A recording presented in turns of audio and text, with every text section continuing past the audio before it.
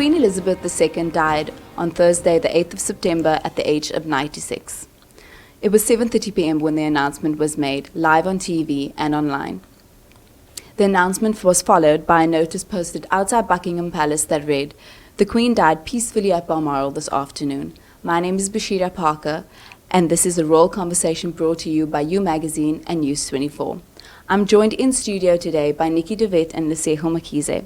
We'll also be joined remotely by You Magazine's Nicola Whitfield, who's in London at the moment, and News24's Bronwyn McKay.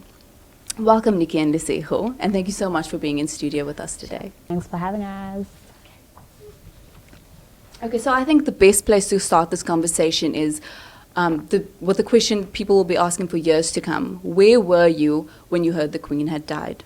Yeah, so I was definitely at a work awards show, completely unexpected. Everyone just kept on coming to our table and saying, "Hey, did you hear the news? The Queen's passed away."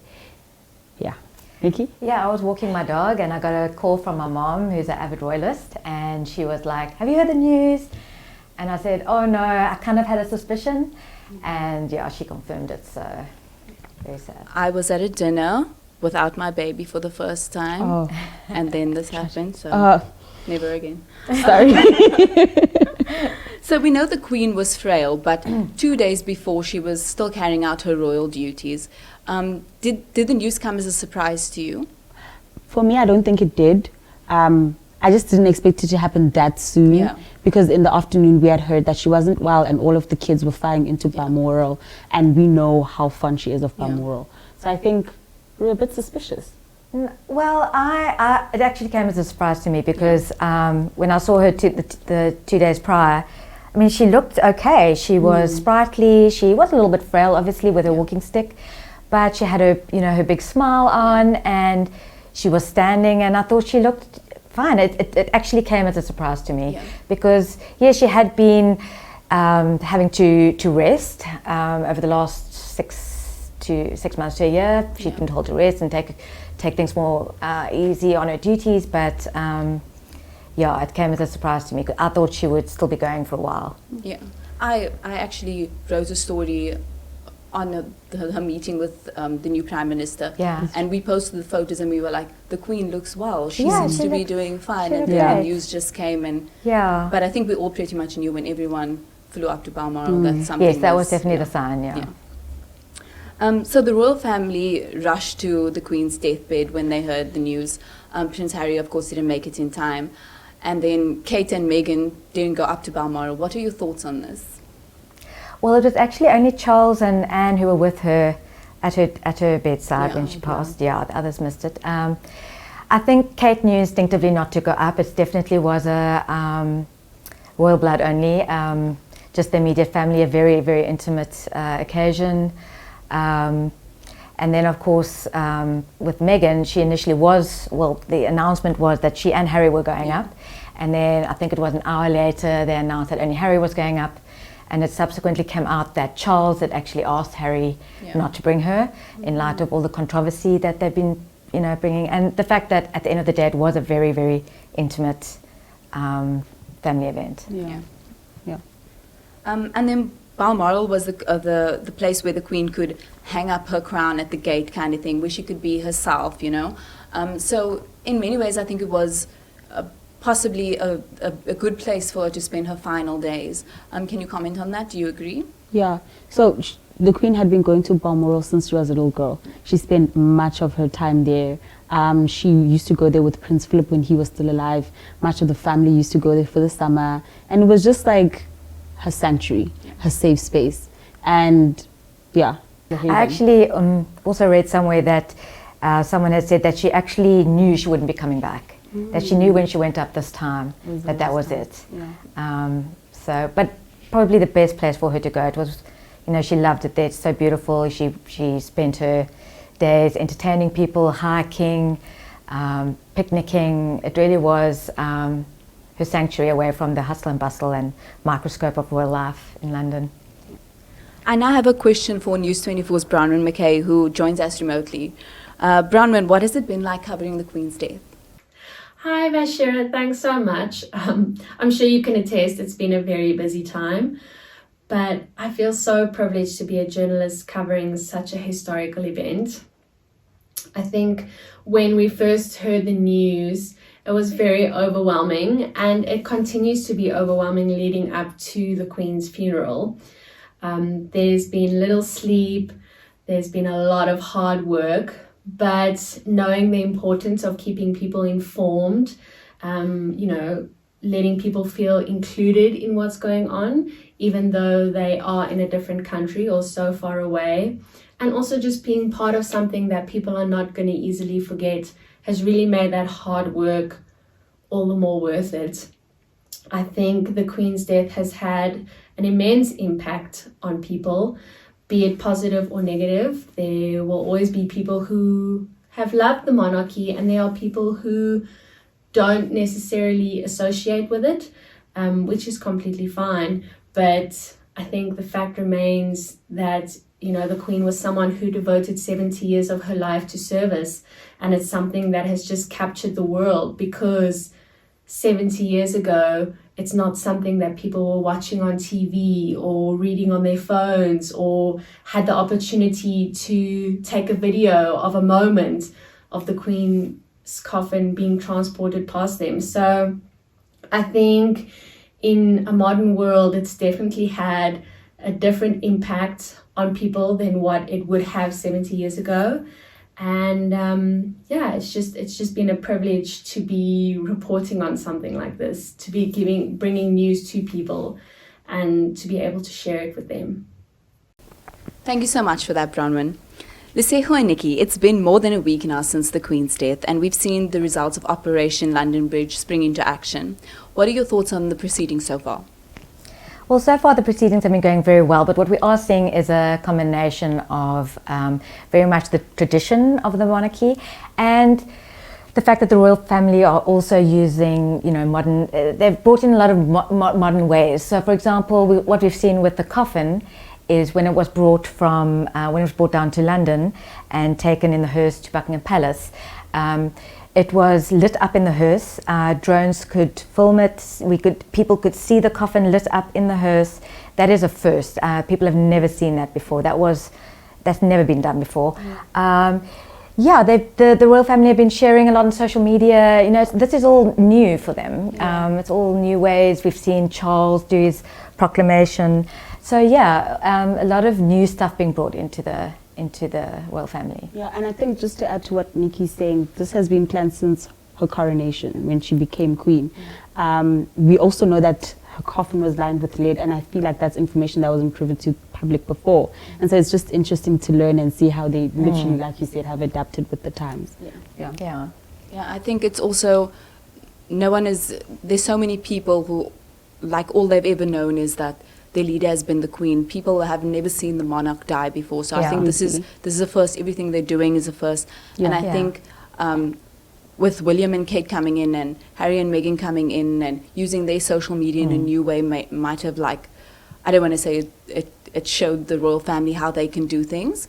Make them a little bit more accessible. Yes. A way. But on that note, I actually have a question.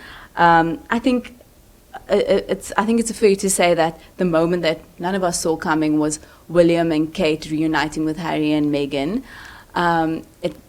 I think that was such a huge thing, and it showed unity at a time when we really needed it. Do you agree? Absolutely. What's your thoughts on that? Yeah, the awesome foursome. The fat four. That was amazing. No one saw it coming. It shocked everyone, the world really. Even the security at Windsor Castle didn't know that they would be arriving together. So that was amazing. But yes, they are giving Harry some leeway. They're giving him the grace to mourn his grandmother. And as it should be, because at the end of the day, she was his grandmother. This is him in his personal capacity mourning his granny, as he calls her. And so, it is important to put all the rest that's gone before aside, certainly for the next 10 days. And then what stood out for you most during the past week of mourning? For me, it's been seeing all the flowers that have been left around, the Paddington bears, the marmalade sandwiches. So cute. What has it been for you? What has now they've actually asked for that to stop. I know. Yeah, they have. They have. Oh. Yeah. Oh yeah. So for me, I think when they obviously announced the passing of the Queen, when Meghan and Harry changed their website to black. Oh, yeah, I don't know if you guys yeah, saw yeah, that, yeah, and for yeah. me that was like such a Yeah. poignant and significant, yeah. you know, just like reminder Yeah. to And everyone. Google also had like a little black ribbon. Yeah. And Yes, so did YouTube. Yeah. YouTube had the same thing. Yeah.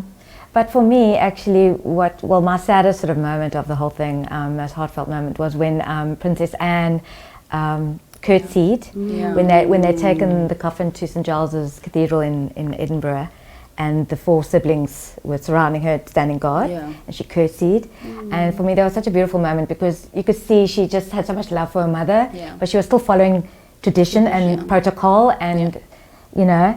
She was that for me was a beautiful moment, and she just looked so sad, but she was still so deeply rooted in following tradition. Yeah.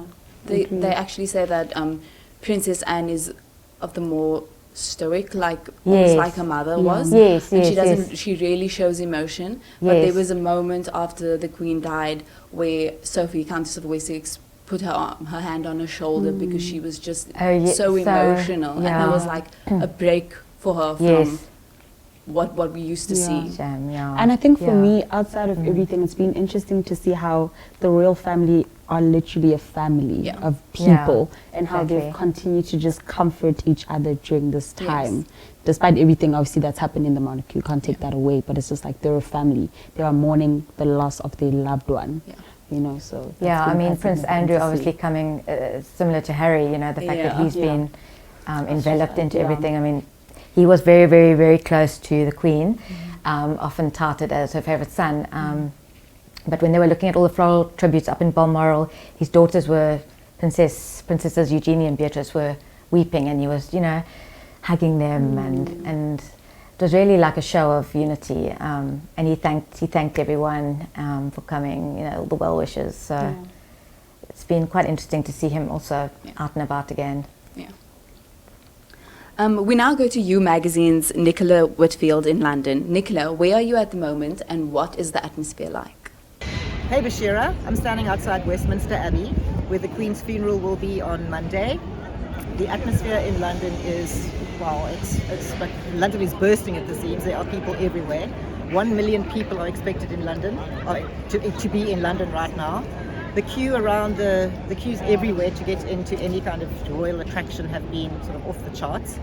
But it's all the atmosphere is quite somber, but it's also quite sort of celebratory. Everybody that I've spoken to has been very fond of the Queen, here for the historic occasion, very sort of here to pay their final respects, and also to see Charles and Harry and William and every other member of the royal family. And every time there is a sighting, there's some great excitement. But it's been quite something. Thank you so much for that, Nicola. It's the Queen's funeral on Monday. What can we expect? Wow. Yeah, I think Operation London Bridge in full swing, like a well-oiled machine. Millions and millions of people would obviously flock the place of the burial, and more than anything, we'll be seeing a lot of dignitaries fly in. I heard that Ramaphosa would be there. Yes, too, yes. So that should be interesting.